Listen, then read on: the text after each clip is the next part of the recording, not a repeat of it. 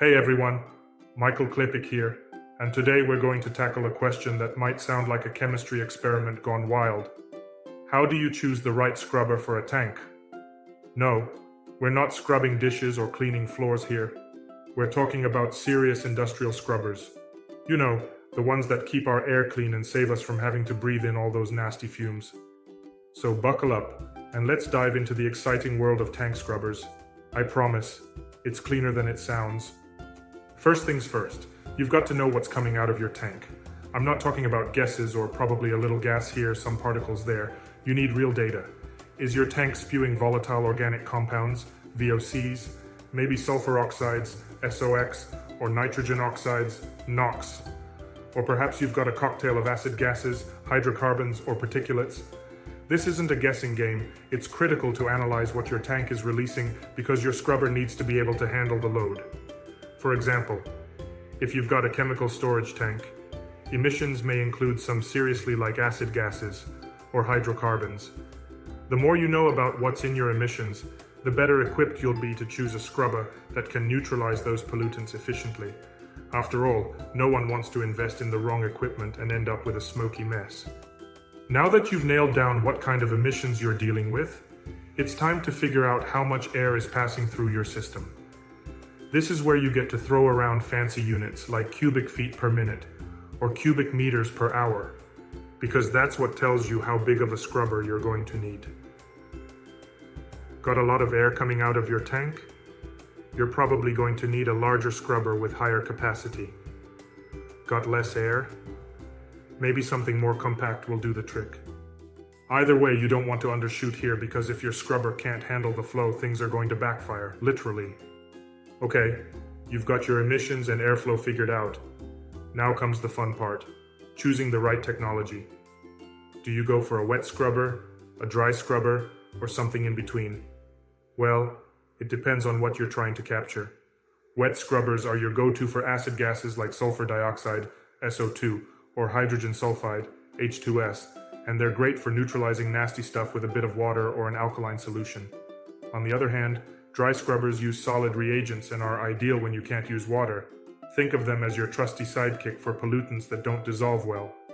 For really tough emissions, packed bed scrubbers can handle larger volumes of air, and if you're dealing with fine particulates, Venturi scrubbers or Bubblator scrubber will swoop in to save the day. Now, if you're in this business, you know regulations are as strict as they come.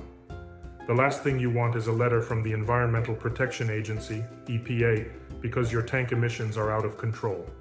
Different industries have different requirements, so it's critical that your scrubber meets those regulatory standards.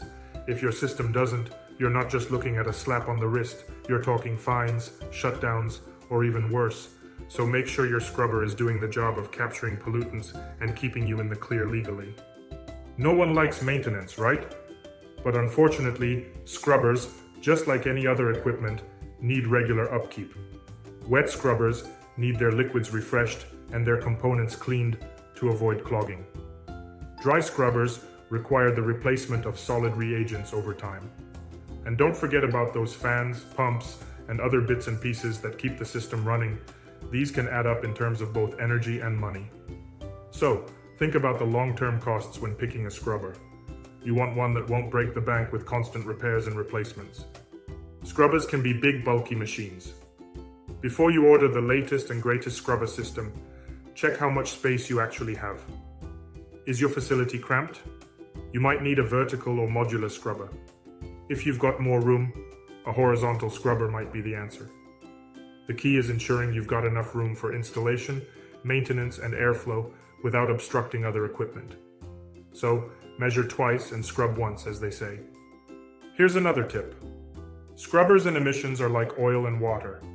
They don't mix well unless you've got the right materials.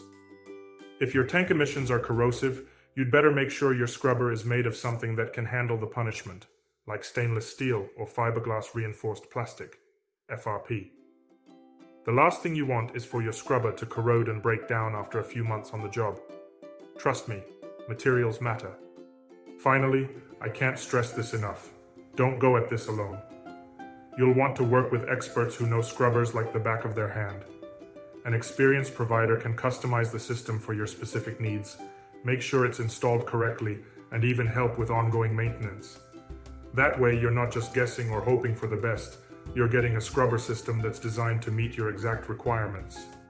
So, there you have it. Choosing a scrubber for a tank doesn't have to be a headache. Remember to assess your emissions, figure out your airflow, pick the right scrubber technology, and make sure it all complies with the law. Oh, and don't forget about space, maintenance, and the materials used to build the system. If you follow these steps, your scrubber will be doing the dirty work, so you don't have to. Thanks for tuning in, and until next time, keep it clean out there.